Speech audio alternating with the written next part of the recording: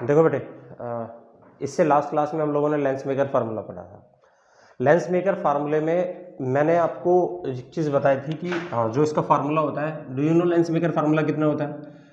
1 में F is equal to mu minus 1 में R1 minus 1 में R2। This is the lens maker formula, ये सबको याद है। अब इसमें एक दो चीज़ें जो हमें समझ में आनी चाहिए। न्यूमेरिकली हमें इसमें क्या चीज़ याद रखनी है? तो आंसर न्यूमेरिकली हमें इसमें ये याद रखना है कि फोकल लेंथ, अगर हमें डबल कन्वेक्स लेंस दिया है या डबल कनकेव लेंस दिया है, कन्वेक्सो कनकेव दिया है, कनकेवो कन्वेक्स दिया है, व्हाटएवर कुछ भी दे सकता है, तो हम फोकल लेंथ कब पॉजिटिव लेंगे और कब नेगेटिव लेंगे। तो हमेशा ध्यान रखना, अगर आप तुम्हें कन्वेक्स लेंस दिया है, कन्वेक्स लेंस, तो कन्वेक्स लेंस के लिए फोकल लेंथ तुम्हें कैसे लेनी है? पॉजिटिव। और कनकेव होगा तो कैसे लेनी है? याद हमने पहले ही बनाया था इसको, दिस इज नेगेटिव। अगर तुमसे उसने बोला है कि कन्वेक्सो कनकेव है, तो वो बोलेगा convex or concave behave as a concave, या concave or convex lens behave as a convex, वो बोलेगा आपसे, और आपको ये पता होना चाहिए। और वैसे भी आपको पता है कि कन्वेक्सो कनकेव जो लेंस होता है और जो कन्वेक्सो कनकेव लेंस, इसका नेचर खुद का कैसा नेचर होता है? कन्वेक्सो कनकेव कैसा होता है? कनकेव। और कनकेवो कन्वेक्स, हाँ, फिर सोचना क्या है, बस समझ आ गई। तो इसी तरह से दूसरा आता है रेडियस ऑफ कर्वेचर की बात। रेडियस ऑफ कर्वेचर, जब इसमें तुमसे रेडियस ऑफ कर्वेचर की बात बोलेगा कि रेडियस ऑफ कर्वेचर किसका पॉजिटिव होगा किसका नेगेटिव, बहुत आसान सी बात बता रहा हूँ, तरीके से बता रहा हूँ। इसमें देखो बेटे जी, अगर मुझे radius of curvature number first convex का लिखना है, तो आपको पता है कि कन्वेक्स का रेडियस ऑफ कर्वेचर किधर पहुंचता है? राइट की तरफ।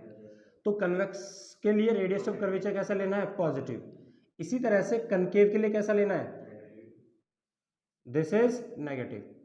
इसी तरह से इसमें कनकेव के लिए अगर मैं प्लेन की बात करूं, प्लेन, अगर प्लेन सरफेस हो तो उसके लिए फोकल लेंथ कितनी होती है? इन्फिनिटी। कहीं मिलेगी नहीं यार, अरे पैरेलल आर की और पैरेलल तो चली जाएंगी, यहाँ से भी पैरेलल जाएगी ऑप्टिकल सेंट इसके प्रिंसिपल एक्सिस से भी, और ऊपर से कहीं किसी भी पॉइंट से अगर रिफ्लेक्ट करेगी पैरेलल है तो पैरेलल ही तो जाएंगी, काटेंगी कहाँ? कहीं भी नहीं काटेंगे। कहाँ पे मिलेंगे? इन्फिनिटी। दूसरा आ जा, इस तरह से इसमें प्लेन में आ जा, प्लेन के लिए रेडियस ऑफ कर्वेचर कैसा? इन्फिनिटी। प्लेन सरफेस के लिए कोई रेडियस ऑफ कर्वेचर होगा कैसे? कहीं मिल जाता भी रेडियस ऑफ कर्वेचर, लेकिन ऐसा है तो कितना कंसीडर होता है? इन्फिनिटी। देखो एक बात हमेशा के लिए याद रखना, जब भी तुम लेंस मेकर फार्मूला यूज करते हो तो तुम्हें इतना पता होना चाहिए इसमें कि सबसे पहले जो गिवन पूरे through out the wave optic ray optics, जो गिवन क्वांटिटीज होती है ना गुड़िया, गिवन क्वांटिटीज, उन्हीं में साइन कन्वेंशन लगाया जाता है। जैसे तुझे फोकल लेंथ, तुझे इसमें फोकल लेंथ दे रखी है, तुझे इसमें R1 दे रखा है, तुझे रिफ्रैक्टिव इंडेक्स दे रखा है, R2 पूछा है, और ये डबल कनकेव लेंस है, तो तुझे पता है डबल कनकेव है तो R1 भी नेगेटिव होगा, R2 भी नेगेटिव होगा, लेकिन R2 हमसे पूछा गया है ना, इसलिए उसमें साइन कन्वेंशन यूज नहीं करेंगे। मस्ट रिमेंबर, वो ऑटोमेटिकली अपने आप नेगेटिव साइन आ जाएगा।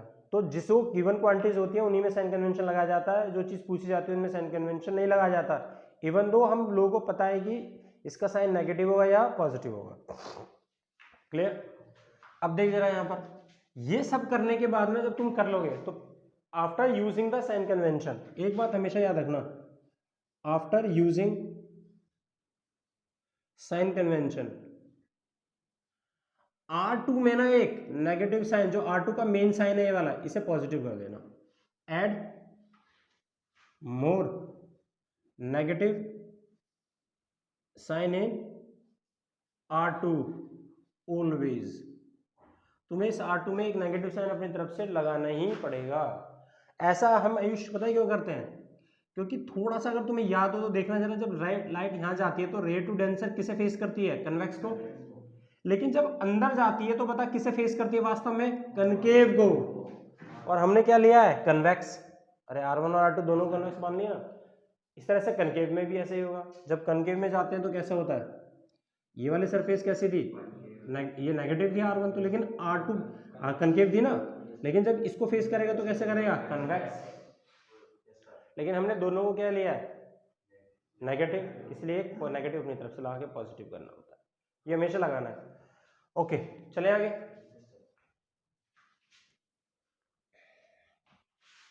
जैसे कि आपसे एक बहुत छोटा सा क्वेश्चन बोला है, क्वेश्चन ये था आपसे कि एक लेंस है डबल कन्वेक्स, कौन सा है, डबल कन्वेक्स। आपसे बोला डबल कन्वेक्स है, इसका रेडियस ऑफ कर्वेचर R1 दे रखा है 10 सेंटीमीटर और दूसरा दे रखा है 15 सेंटीमीटर, रिफ्रैक्टिव इंडेक्स दे रखा है 1.5। आपसे बोला फोकल लेंथ निकालो, तो कैसे निकालेंगे, तो हमें पता है भाई 1 में F is equal to mu minus 1, तो 1.5 माइनस 1 1 में R1 क्योंकि गिवन है, तो R1 कन्वेक्स के लिए कितना positive, R2 minus R2 convex है, दिस इज पॉजिटिव, हो गया। उसके बाद एक नेगेटिव अपनी तरफ से इसमें ठोक दो, तो कितना आ गया 1.5 इज इक्वल टू 30, कितना आ गया 3 प्लस 2 0.5 30 5 अंक 30, कितना आ गया 12, 1 में f, तो f कितना आ गया यहाँ से, दिस इज 12, नहीं है। और यही क्वेश्चन अगर फोर कनकेव होता, ये किसके लिए था अभी, कन्वेक्स के लिए था ना, डबल कन्वेक्स। अगर कनकेव के लिए होता तो क्या करते, डबल कनकेव होता तो सुन 1 में f, अब तुझे पता फोकल लेंथ निकालनी है किसकी, कनकेव की, जो कि हमें पता है कनकेव की फोकल लेंथ नेगेटिव आएगी, लेकिन साइन कन्वेंशन नहीं लगाना क्योंकि ये पूछा गया है हमसे। इज इक्वल टू म्यू कितना 1.5 माइनस 1 में R1 कितना है 10, जो कि लेफ्ट, अब तुझे पता कनकेव है तो कितना लगाएंगे, माइनस लगाएंगे, दूसरा इसमें भी कितना लगाएंगे माइनस, अरे दोनों ही तो माइनस होंगे। उसके बाद हो गया एक नेगेटिव, किस में लगाएंगे, R2 को पॉजिटिव करेंगे। 0.5 इज इक्वल टू वही, इसको ऊपर ले जाओ, कितना आ गया एलसीएम 30, कितना -2, अरे माइनस ही तो आ जाएगा -3, कितना था -3 -2 और कितना आ गया 0.5 इज इक्वल टू -5 अपॉन में 30, सोल्व करोगे तो 1 अपॉन में 12, तो फोकल लेंथ कितनी आ गई -12 सेंटीमीटर। माइनस क्यों, क्योंकि ये कनकेव लेंस नहीं है समझ में। अगर कन्वेक्सो कनकेव होगा तो पहला तो R1 positive R2 negative, कन्वेक्सो concave बोला है ना, R1 पॉजिटिव R2 नेगेटिव, उसके बाद R2 में एक नेगेटिव अपनी तरफ से लगाना है बस। उसके बाद आज का जो नया टॉपिक है बेटे जी, उसका नाम है लेंस फॉर्मूला। क्या है,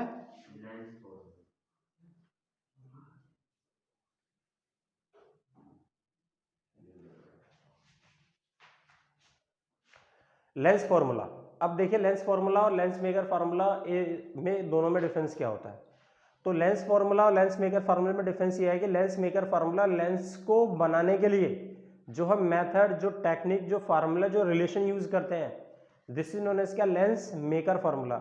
लेंस फॉर्मूला क्या चीज होती है, जो हमारी आई साइट के अकॉर्डिंगली जो सेट किया जाता है। जब हम चश्मा लगवाने जाते हैं, जब स्पेक्स लेने जाते हैं, तो हमारी आई को कितना नीड है, कितनी फोकल लेंथ की जरूरत है, वो कौन डिसाइड करेगा, कितनी दूरी पे देखना है, ऑब्जेक्ट कहाँ पे है और इमेज हमें उसे कहाँ बनानी है। तो वो जो फॉर्मूला हमें चाहिए हमारी आई के अकॉर्डिंग कि हमें इतने नंबर का चश्मा बनवाना है, वो जो मेथड है, जो फॉर्मूला है, जो हमारी आई टेस्टिंग करते हैं जब हम चश्मा लगवाने जाते हैं, डाल डाल के देखते हैं, this is the lens formula. तो ये लेंस फॉर्मूला बात समझ आ गई ना दोनों को। हमारे लिए जो जरूरी है लेंस, वो कौन सा है, लेंस फॉर्मूला, जो लेंस को बनाने के लिए यूज किया जाता है, this is lens maker formula. तो देखिए जी, लेंस मेकर फॉर्मूले में बहुत सारी सिचुएशंस होती हैं जिससे आप इसको बना सकते हैं। ये एक लेंस है हमारे पास, ठीक, ये एक ऑब्जेक्ट है, ये एफ है जी हमारा, और ये क्या है, दिस इज 2f। ये पोजिशन है, ये कितना है, दिस इज f डैश, ये कितना है 2f डैश। चले भाई, अब इसमें एक ऑब्जेक्ट लेना है हमें। अब उस ऑब्जेक्ट को हमें कहाँ लेना है, तो आंसर है उस ऑब्जेक्ट की पोजीशन। और इसमें ऑब्जेक्ट हमें कैसा ले रहे हैं, आंसर है ऑब्जेक्ट ले रहे हैं लाइन सोर्स, मतलब जिसके पास लेंथ है, जिसके पास हाइट है।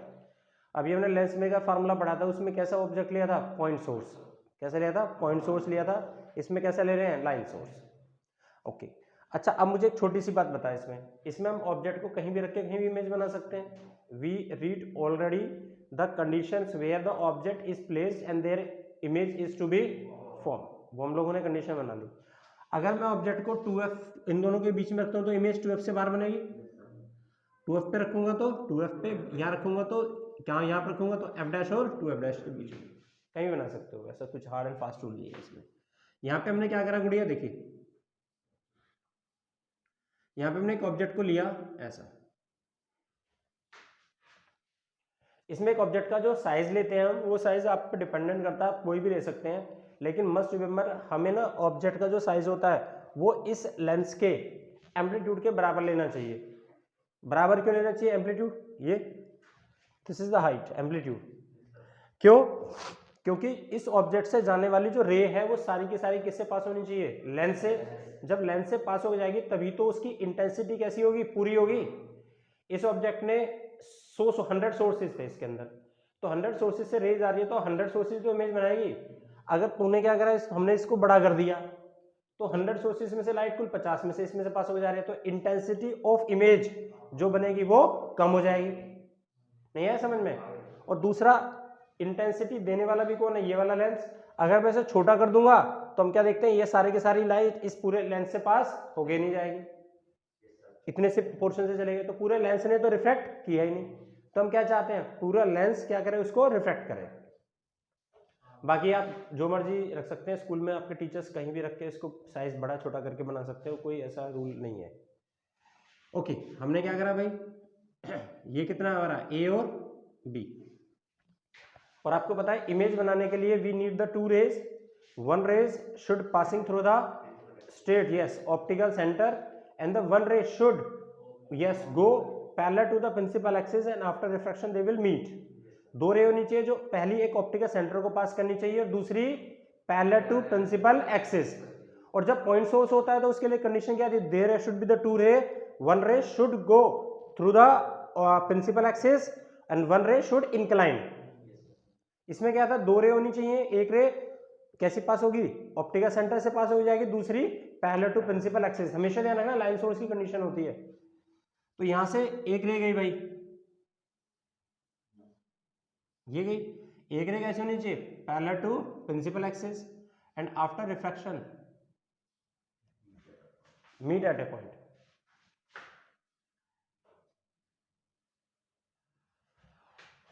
चले,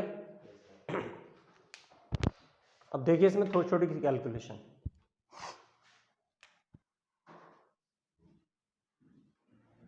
हाँ जी, ये ए है तो इसको कितना लिख दिया, ए डैश और बी डैश। अब इसमें ऑब्जेक्ट की पोजीशन रख लो।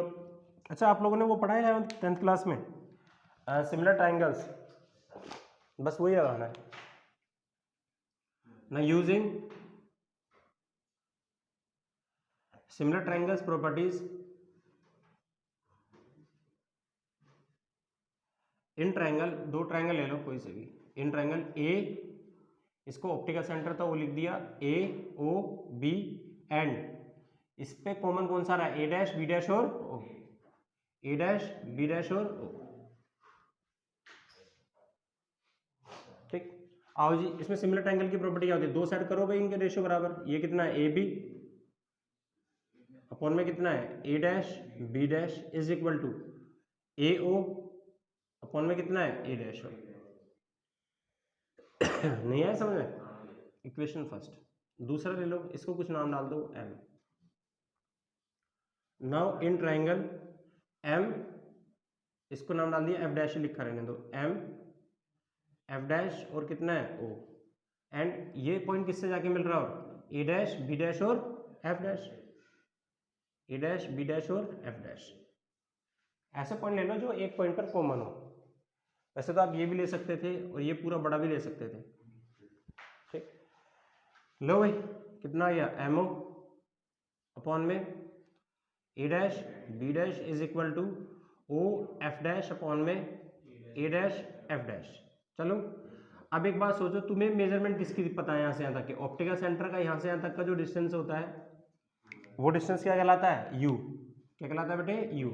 और जहाँ पे ये पैरेलल रे काटती है प्रिंसिपल एक्सिस के साथ, उसे क्या कहते हैं, दिस इज फोकस। और जहाँ पे इमेज बनती है उसे क्या कहते हैं, वी। तो क्या हमें यहाँ से यहाँ तक का जो डिस्टेंस है ए डैश और एफ डैश पता है, नहीं पता, लेकिन इस डिस्टेंस को हम चाहें तो ये तो ले सकते हैं, ओ ए डैश में से माइनस कर लो ओ एफ को। नहीं है समझ में, अब इसे इक्वेशन हमने सेकंड डाल दी। नाउ यस सो दैट हमें एक चीज बताया कि ए बी का साइज किसके इक्वल है, अरे एमओ, क्योंकि एक रे तो पैरेलल ही जानी होती है हमेशा, है तो साइज तो बराबर ही होगा इनका। तो कितना है एमओ इज इक्वल टू किसके इक्वल है, A B. Put in second, second में रख दो चाहे या फर्स्ट में रख दो, कितना आ गया ए बी अपॉन में A dash B dash is equal to O F dash O A dash minus O F dash, equation number third. तो देखना from equation first and third, दोनों से क्या पता चला, दोनों बराबर है ना ये, तो इन दोनों को बराबर रख लो। तो इन दोनों को अगर बराबर रखोगे तो कितना आ गया ए ओ अपॉन में A dash O is equal to O F dash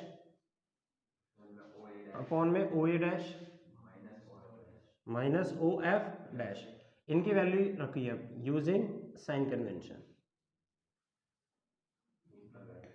sign convention आपको पता है ऑप्टिकल सेंटर से इधर वाले तो सारे पॉजिटिव होंगे, इधर वाले सारे नेगेटिव। तो लिखो ए ओ कैसा है यू, लेफ्ट में माइनस यू, और A dash O V positive, O F dash कितना है focal length F, O A dash V minus O F dash F, इसे मल्टीप्लाई करो minus U V plus U F is equal to V F.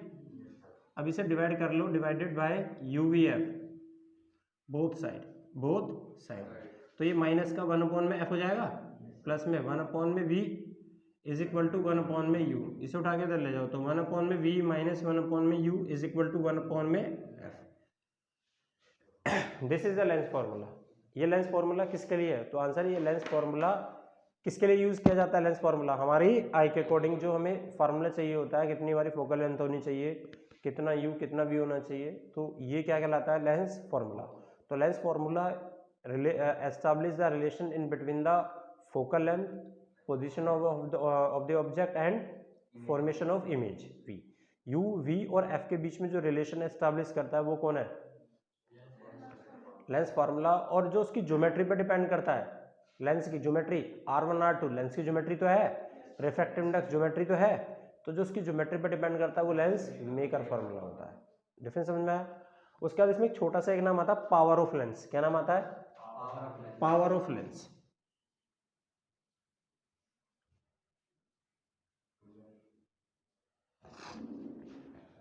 Power of lens इसका मतलब क्या होता है, देखिए जी बहुत छोटी सी एक बात है और मैं आपसे पूछना चाहता हूं,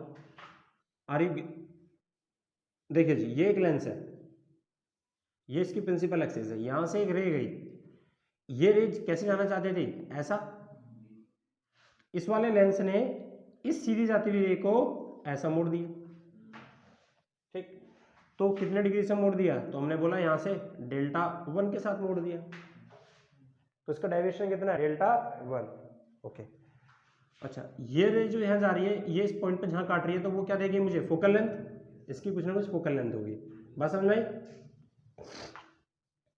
दूसरा लेंस देखिए, ये एक लेंस है, ये एक रे जा रही है, ये जाना क्या चाहते थे सीधा, लेकिन इस वाले लेंस ने इसे कहाँ मोड़ दिया, यही मोड़ दिया।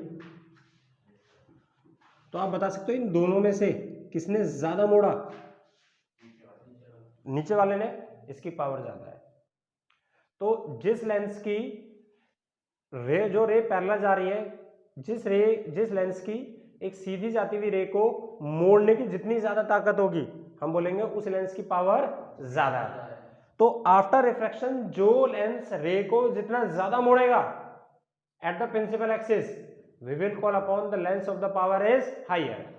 एक बात तो समझ आ गई ना। अब दूसरी बात सुन, अब तू बता इसकी फोकल लेंथ कितनी होगी f2, इसकी कितनी थी f1, दोनों में से किसकी फोकल लेंथ ज्यादा है, ऊपर वाले की।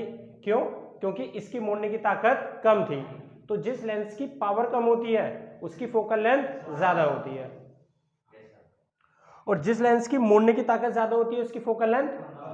तो एक बात याद कर लिया एज ए प्रिंसिपल, क्या कि भाई द पावर ऑफ लेंस क्या है, power of lens is basically the ability of the lens, how much it can bend the refracted ray towards the principal axis. तो एक लेंस जितना रे को रिफ्रैक्टेड रे को टुवर्ड्स द प्रिंसिपल एक्सिस ज्यादा मोड़ेगा we will call upon its power is higher.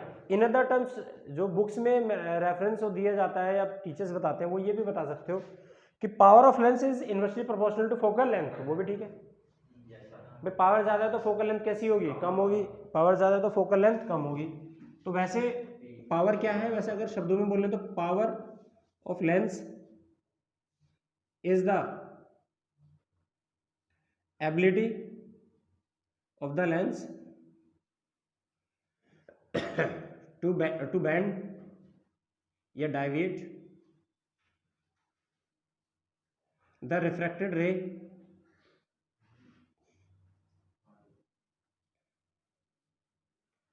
Towards the principal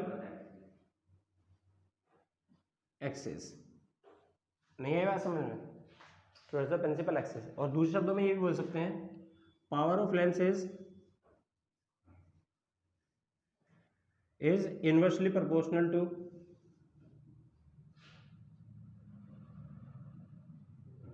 focal length. Reciprocal होता है ना इसके, फोकल लेंथ। तो देखिए जी, power inversely proportional to focal length है, तो इसको हटाने के लिए, प्रोपोर्शनल हटाने के लिए कांस्टेंट लगाते हैं। और आपको पता है फिजिक्स में जब हम किसी क्वांटिटी को पहली बार इंट्रोड्यूस करते हैं तो कांस्टेंट कितना लेते हैं, 1। इससे पहले, आज से पहले आप कभी हमने पावर को फोकल लेंथ के साथ रिलेट नहीं किया है, इसलिए P इज इक्वल टू 1 में F। ऐसा यूनिट बताइए। अरे फोकल लेंथ मीटर में है, तो अगर फोकल लेंथ मीटर में तो ऐसा यूनिट कितनी हो गई, पर मीटर। इस पर मीटर को हम कहते हैं डायोप्टर।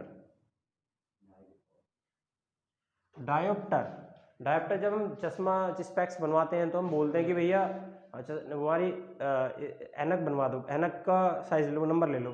तो ऐनक का जो नंबर लेता है तो ऐनक का नंबर लेके बताता है कि -1 या -1.5 है या 1.2 है। तो 1.2 या -1.2 वो क्या बता रहा है, डायोप्टर। नहीं है समझ में। अगर फोकल लेंथ कब है, मीटर में होगी तो ही यूनिट क्या है इसकी, डायोप्टर होगी। अब सुनिए जरा एक केस, एक चीज, अगर मैं आपसे बोलूं कि फोकल लेंथ ना आपको सेंटीमीटर में गिवन है, किस में रे, तो तुम्हें पावर लेनी है तो कैसे लोगे। अब तुझे पता है सेंटीमीटर को मीटर में कन्वर्ट करने के लिए 100 करोगे। अरे यार, तो यूनिट क्या होगा इसकी, डायोप्टर। क्या लिखोगे, डी। तो ध्यान रखना एक बात को, जब पावर लिखने की बारी आती है तो पावर को डायोप्टर में लिखोगे, लेकिन फोकल लेंथ को अगर लिखना है तो किसमें लिखेंगे, सेंटीमीटर में। तो अगर मुझे पावर दे रखी है 5 डायोप्टर और मुझे फोकल लेंथ चाहिए, तो मैं क्या करूंगा, यहाँ रखूंगा इसको, इसको अगर नीचे, तो मेरी फोकल लेंथ आ गई 20। क्या 20 मीटर या सेंटीमीटर, सेंटीमीटर। वेरी गुड, ठीक है जी। तो ये फार्मूला ज्यादा चालू होगा इसके कंपैरेटिवली। ठीक, आगे बढ़े, एक दो छोटी छोटी चीज और बना लेते हैं, इसको ऑलमोस्ट खत्म करते हैं। इसके बाद इसमें एक नाम आता है हम लोगों का, this is the power of lens निकालना है या हमें फोकल लेंथ निकालना है, pair of the two lenses. दो लेंस पतले थिन लेंसेज दे रखे हैं, उनके कॉम्बिनेशन से हमें क्या निकालनी है, पावर निकालनी है, फोकल लेंथ, दोनों निकालते हैं।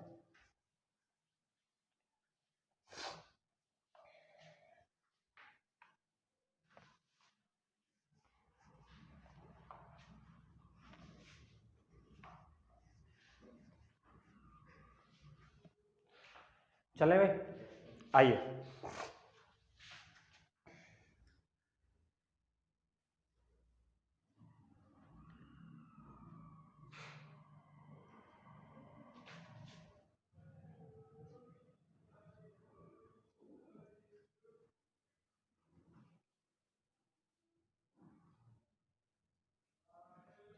देखो जी, बहुत आसान सा है। दो लेंस दिए हैं, बहुत पतले पतले से लेंस दिए हैं, उनके कॉम्बिनेशन से हमें क्या निकालनी है, फोकल लेंथ निकालनी है बेटे। तो देखो, जैसे कि एक लेंस हमें ये दिया हुआ है, एक दूसरा लेंस और दिया हुआ है, ये रहा। ये दोनों लेंस इतने पतले हैं कि दोनों बिहेव कैसे कर रहे हैं, एक ही लेंस की तरह काम कर रहे हैं। फिर से ये दो लेंस है अलग अलग, किस तरह से बिहेव कर रहे हैं, एक सिंगल लेंस की तरह काम कर रहे हैं, अलग अलग थे पहले। ये भी एक लेंस है, ये भी एक लेंस, एक जैसे लेंस की तरह काम कर रहे हैं। एग्जैक्टली अब आपको समझना है। देख भाई, ये लेंस कितना है, L1 और ये कितना है, L2। आराम से सुनना बेटे, यहाँ पे ये ऑब्जेक्ट रखा है, जब ऑब्जेक्ट यहाँ रखा है, जब ये रे यहाँ पे पड़ेगी, सबसे पहले किस लेंस पे जब आएगी, L1 पे। तो अभी हमने देखा जब एक रे किसी एक लेंस पे पड़ती है तो लेंस पे पड़ने के बाद इससे पड़ने के बाद इसकी इमेज कहाँ बनेगी, ए यहाँ बनती भाई, कहीं इमेज यहाँ बनती, क्यों नहीं बनी, लेकिन L2 साथ में आ गया। तो जब एक इसका मतलब इस वाले लेंस ने इस रे को इतना मोड़ा ना यहाँ पे, अरे इसको इधर मोड़ दिया, इमेज यहाँ बना दी, तो लेकिन जब ये L2 लेंस से जाएगी तो L2 क्या करेगा, इसे और मोड़ देगा।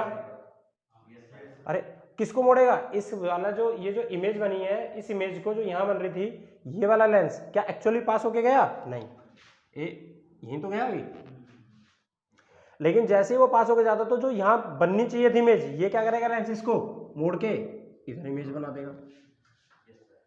अरे यार, तो ये इमेज क्या बनी, दिस इज आई। इसका मतलब ये हुआ इस वाले लेंस के लिए, L1 लेंस के लिए ऑब्जेक्ट का काम किसने करा, O ने, और इमेज कौन सी बनी, आई डैश बन रही थी। लेकिन लेंस L2 ने क्या करा, इस जब ये रे यहाँ से जब जाती L1 से तो इमेज बनती आई डैश, लेकिन साथ में कौन आ गया, L2। तो जब रिफ्लेक्शन L2 पे हो रहा है तो उसके लिए ऑब्जेक्ट का काम O करेगा या आई डैश, क्योंकि इसने किस रे को मोड़ा है, आई डैश को, O को नहीं मोड़ा उसने। इसलिए L2 लेंस के लिए ये ऑब्जेक्ट का काम करेगा और ये इसकी इमेज बनेगी। मतलब इस वाले ऑब्जेक्ट की इमेज कौन सी बनी, ये, और ये वर्चुअल इमेज है। नहीं है समझ में, आइए फिर फटाफट यूज करते हैं। वो क्या चिंटू, समझ में आ गया बेटे, वेरी गुड। तो इस तरह से समझते हुए हमें चलना है आगे। तो आइए जी, ना using lens formula, lens formula तो हम लोगों ने पढ़ रखा है, फॉर L1 इमेज बन रही है तो लगाइए, तो लेंस फॉर्मूला, तो 1 में f इज इक्वल टू 1 में v माइनस 1 में u, तो 1 में f तो आई, इस वाले लेंस का ऑप्टिकल सेंटर होगा भाई, इसका जो ऑप्टिकल सेंटर है उसे हमने मान लिया P1, इसे कितना मान लिया P2, और इसके बीच में जो कॉमन पॉइंट है उसे कितना मान लिया P, अरे P1 P2 और P मान लिया, ठीक। तो 1 में f1, तो इस वाले इसकी फोकल लेंथ होगी भाई कहीं ना कहीं, वो कितनी है f1, अरे L1 के लिए 1 में v कितना हो गया इसका, P1 ऑप्टिकल सेंटर से डिस्टेंस लेते हैं ना बेटे, P1 आई डैश, माइनस 1 में u P dash O। Equation first, if the refraction, या बोल सकते हो रिफ्रैक्शन ऑन लेंस, बोलिए किस पे हो रहा है, L2 बाय लेंस फॉर्मूला, तो कितना हो गया बेटे 1 में f इज इक्वल टू 1 में v माइनस 1 में u। तो 1 में v कितना है इसके लिए, इस वाले लेंस के लिए v P2i, और माइनस 1 में P2 I dash is equation second, focal second. अब टोटल इन दोनों को ऐड कर दो भाई, नाउ एडिंग। उससे पहले एक बात आप याद रखना कि आपको पता है P1 और P2 दोनों नियरली इक्वल किसके हैं, P के है ना, तो P1 is nearly equal to P2 is equal to P, है ना, क्योंकि ऑल द डिस्टेंस कहाँ से नापेंगे, कॉमन सेंटर से नापेंगे जब दोनों के लिए कॉमन हो, दिस इज P। और क्या करो, एडिंग फर्स्ट एंड सेकेंड, तो जहां भी P1 और P2 है उसको P करा के ऐड करवाओ, तो 1 में f1 प्लस 1 में f2 इज इक्वल टू 1 में P आई डैश माइनस 1 में PO प्लस 1 में PI माइनस 1 में P आई डैश। ऐसा लग रहा है कुछ कट रहे हैं, और ये कितना आ गया PI माइनस 1 में PO। तो तूने देखा ऑब्जेक्ट ये था, इमेज ये तो बनी। तो इफ आई राइट इट, तो ये इसको हम ऐसे लिख सकते हैं 1 में f1 प्लस 1 में f2, 1 में PI, अरे PI यही तो है V, माइनस 1 में PO, P ये रहा O ये रहा, ये क्या है U, और ये तो पता है 1 में V माइनस ये क्या है टोटल फोकल लेंथ है। तो एक बात समझ में आई कॉम्बिनेशन में कि जो फोकल लेंथ होती है वो कितनी होती है बेटे, 1 में f1 प्लस 1 में f2। नहीं आया समझ में, अच्छा इसी को पावर की फॉर्म में लिखना हो तो हम ये लिख सकते हैं P is equal to P1 plus P2। तो एक लेंस की पावर कैसी होती है, कम होती है, वो कम मोड़ पाता है, दो लेंस मिलके ज्यादा मोड़ते हैं। नहीं है समझ में। अब सुनो, इसमें तुम्हें एक कन्वेक्स दे रखा होगा, एक कनकेव दे रखा होगा, तो क्या करेंगे? तो आंसर है कनकेव के लिए फोकल लेंथ कैसी होती है? माइनस। कन्वेक्स के लिए कितनी होती है? पॉजिटिव। तो एक के लिए पॉजिटिव लिखना, एक के लिए नेगेटिव लिखना। अरे मोड़ेगा तो वो उतना ही, लेकिन क्या करेगा? पीछे की तरफ करेगा, उसका इफेक्ट ना होगा। देखो जितना ज्यादा एक कन्वेक्स लेंस से रे जितना वो होगी डाइवर्ज होगी, जितना डाइवर्ज होगी उतने तो ज्यादा मोड़ेगा वो। ये देखो इतना मोड़ा, इसने इतना मोड़ा, तो कौन ज्यादा मोड़ रहा है? प्रिंसिपल एक्सिस के साथ ये ज्यादा मोड़ रहा है। अरे यार ये जाएगा तो देखियो, अरे इसने कम मोड़ा, इसने ज्यादा मोड़ा। तो जो जितना मोड़ता है आफ्टर रिफ्रैक्शन हम बोलते हैं उसकी पावर उतनी ज्यादा है। ओके, अब इसमें एक चीज और बताता हूँ मैं आपको। बात तो समझ आ गई ना बेटा कॉम्बिनेशन में कैसे यूज करना है। उसका एक छोटी सी बात और जो आपको पता होनी चाहिए। क्या छोटी सी बात जो हमें पता होनी चाहिए? वो ये है कि ना समटाइम्स मैं एक कंडीशन बताऊं कि इन दोनों लेंसों के बीच में कोई डिस्टेंस हो तो क्या करेंगे? इफ केस ऐसी बनाते हैं, if D small D is the distance between to thin lens. भाई इन दोनों लेंसों के बीच में हमने थोड़ा सा एक डिस्टेंस बना दिया,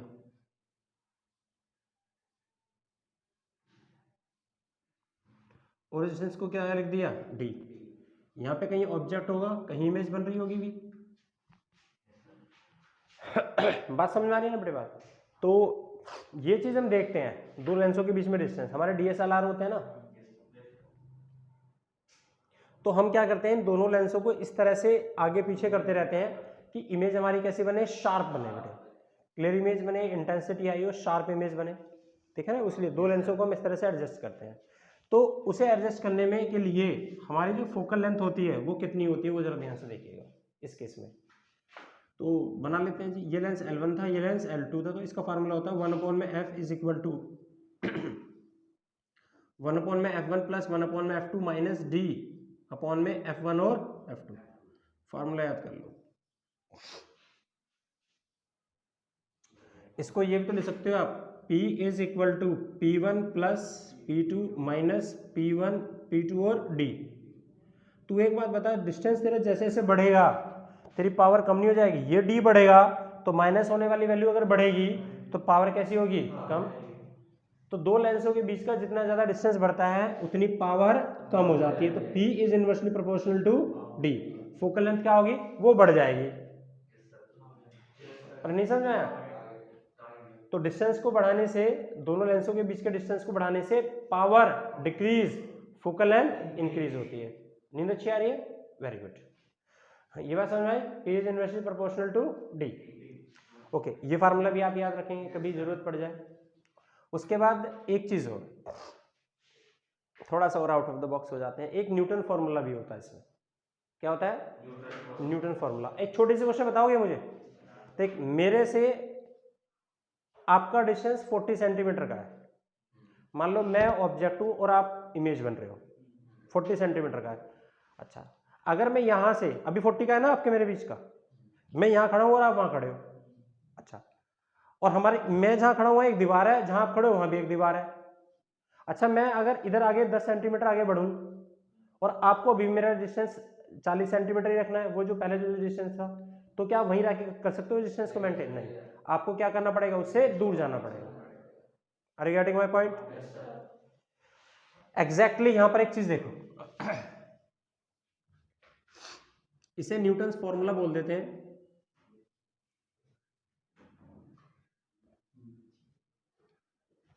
एक छोटी सी एक बात बोल रहा हूं, मान लो ये एक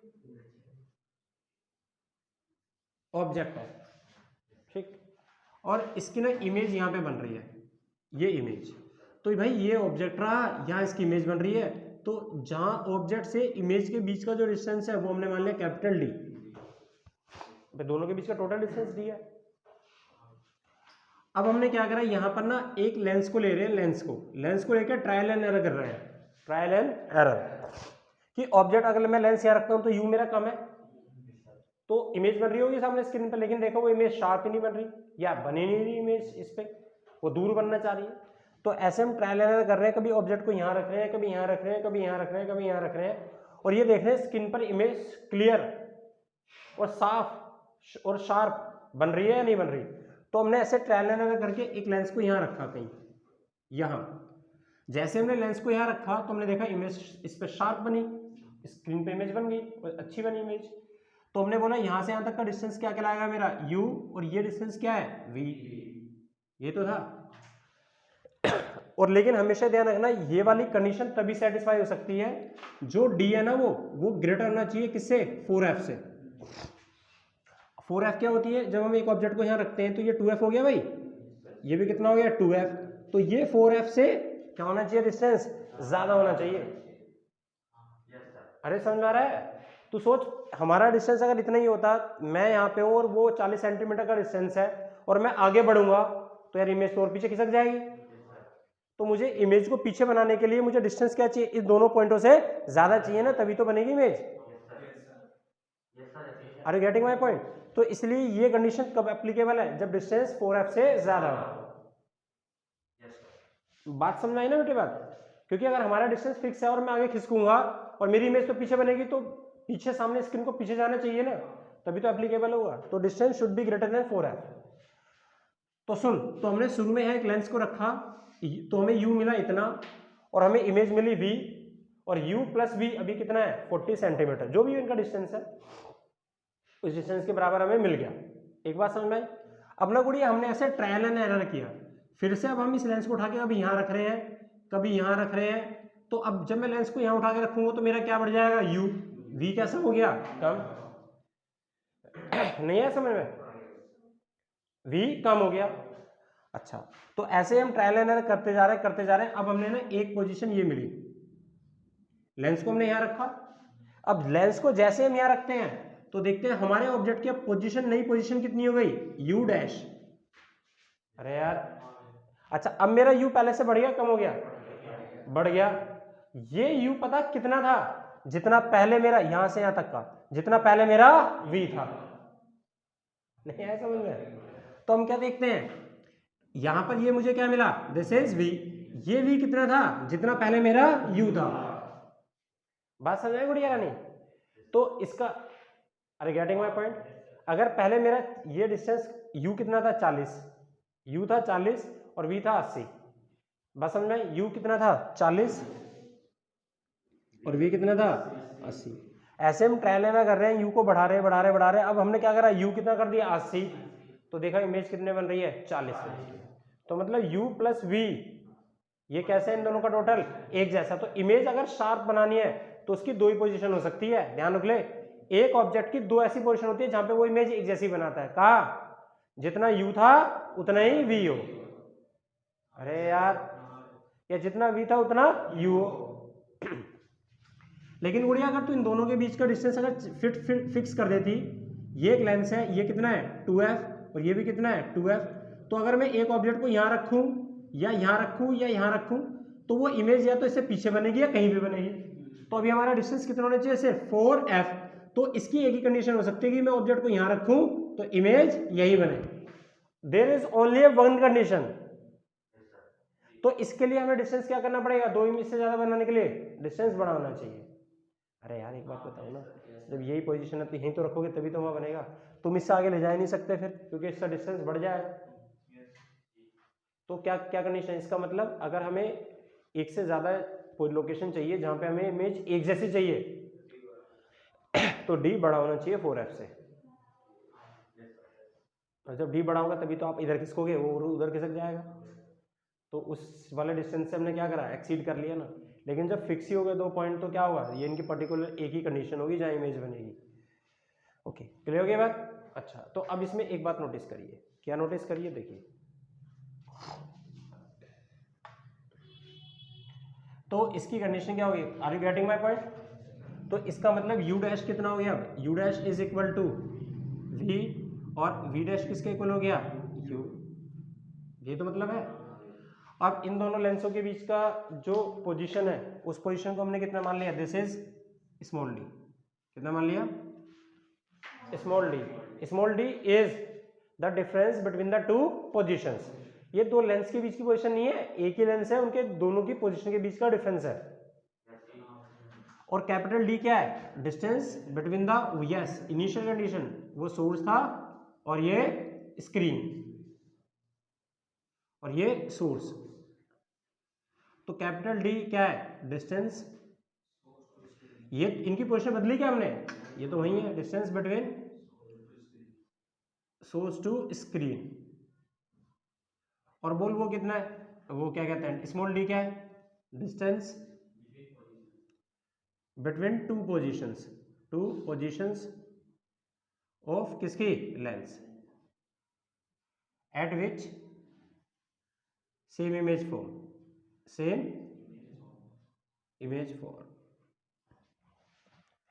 तो इसमें फोकल लेंथ कितनी होगी इसकी, फॉर्मूला याद रखो, काम आएगा डायरेक्ट। कभी कभार तुम्हें ना तो यू दिया ना वी देगा, इसमें कुछ नहीं देगा और तुझे तो भी फोकल लेंथ निकालनी है। तो देख फोकल लेंथ निकालने का फार्मूला 1 में f is equal to D square minus d square upon में 4d। बता, अगर तुझे u भी नहीं दे रखा v भी नहीं दे रखा, फिर भी निकाल सकते हैं। हमसे बोला एक लेंस हमने इस लोकेशन पे रखा, ऑब्जेक्ट से स्क्रीन के बीच का डिस्टेंस इतना है, एक लेंस को हमने इतने सेंटीमीटर पे रखा, इतने पे, फिर हमने इसको उठा के इतने सेंटीमीटर किसका दिया, तो हम समझ गए भाई साहब, इतने में से उतने को माइनस करेंगे तो इतना आ गया, क्या मिल गया, स्मॉल डी मिल गया। अब बताओ कहाँ इमेज बनेगी, फोकल लेंथ बताओ, लगा दी, नहीं है समझ में, काम आएगा आपको, देखना आपके सिलेबस में तो शायद इतना वैसे नहीं है कुछ परमानेंट, लेकिन काम आएगा आपको जरूर। डन। उसके बाद इसमें एक छोटा सा एक फार्मूला बनाते हैं लास्ट में, और इसका रे ऑप्टिक्स का ये पहला पोर्शन खत्म। मैग्निफिकेशन एक नाम आता है, क्या नाम आता है, मैग्निफिकेशन।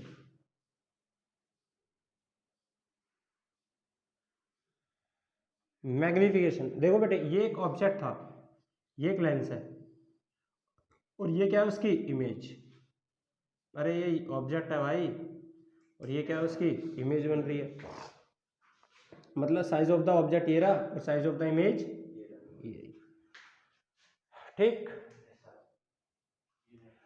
अब एक बात बताएंगे आप लोग मुझे, थोड़ी छोटी सी बात है, इतने ऑब्जेक्ट के साइज की इमेज इतनी बनी, ठीक, मैंने एक दूसरा लेंस लिया, ये लेंस इस ऑब्जेक्ट का साइज था 5 मिलीमीटर, कितना, तो एक लेंस ने इमेज बनाई 20 मिलीमीटर, हमने फिर से एक लेंस लिया दूसरा, हमने साइज लिया 2 मिलीमीटर, कितना, 2 मिलीमीटर, उसने साइज बनाया इमेज का 6 मिलीमीटर या 8 मिलीमीटर, कितना बनाया, तो दोनों में से किसने ज्यादा बड़ी इमेज बनाई है, सेम बनाई। तो इसके लिए क्या तरीका है, आंसर हम देख के नहीं बता सकते, इसके लिए हम देख के नहीं बता सकते, उसके लिए क्या तरीका, देख सुन, ओए इधर देखो, इसके लिए तरीका यह है कि अगर मेरा ऑब्जेक्ट का साइज कितना था h, तो h ऑब्जेक्ट के साइज ने इमेज कितनी बनाई h डैश, ये इमेज बनाने का काम कौन करता है, लेंस, लेंस की तो क्वालिटी है, तो मैग्निफिकेशन किसका होता है, लेंस का होता है, और किससे निकालते हैं, साइज ऑफ, ये इतने ऑब्जेक्ट का साइज था, वो मुझे इतनी इमेज बना के दे रहा है, इतना मैग्नीफाई करके दे रहा है, बड़ा करके दे रहा है, नहीं है समझ में। अब तू बता, इतने ऑब्जेक्ट के साइज से मुझे इमेज इतनी मिल रही है, तो अगर मेरा ऑब्जेक्ट का साइज 1 यूनिट हो जाए तो मुझे इमेज कैसे मिलेगी, h डैश अपॉन में h, तो 1 यूनिट ऑब्जेक्ट के साइज से मुझे जितनी इमेज बड़ी होके मिलती है उसे हम क्या कहते हैं, मैग्निफिकेशन।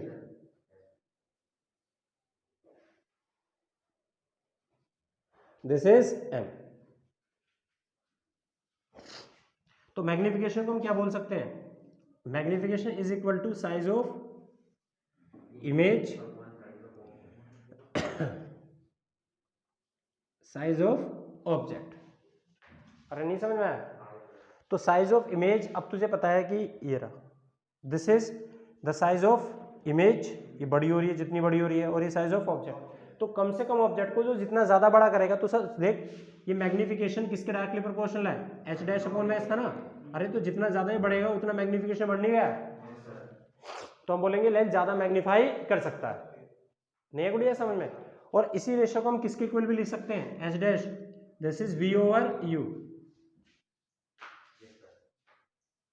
नहीं आ रहा समझ में, क्या पोजीशन ऑफ द इमेज वही सेम, इतने डिस्टेंस से होके उसने इतना बनाया, तो इतने डिस्टेंस से कितना बनाएगा, तो size of the image to size of the object या position of the image to position of object. इसमें अगर जब हम न्यूमेरिकल्स यूज करेंगे इससे नेक्स्ट क्लास में तो मैं आपको दिखाऊंगा, फिर वही फंडामेंटल यूज होगा कि एक न्यूमेरिकल चल रहा है, आपने एक बार यू रख दिया, जैसे कि उसमें लेंस फार्मूला भी यूज करना पड़ रहा है आपको, लेंस मेकर फार्मूला भी यूज करना पड़ेगा और ये भी यूज करना पड़ेगा।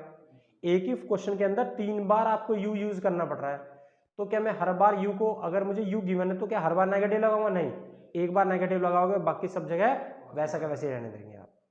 बात समझ में आ रही है? एक बार नेगेटिव जहां मर्जी लगा दो, हर बार नहीं पोजीशन चेंज होगी, सिर्फ एक बार।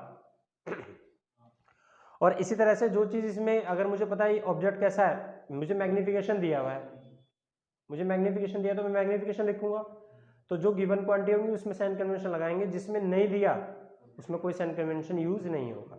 यू मुझे दिया रखा है लेफ्ट हैंड पे है तो माइनस लगा दूंगा, वी नहीं पता तो छोड़ दूंगा, मैग्निफिकेशन दिया है तो ऐसे ही हम इसको यूज करेंगे।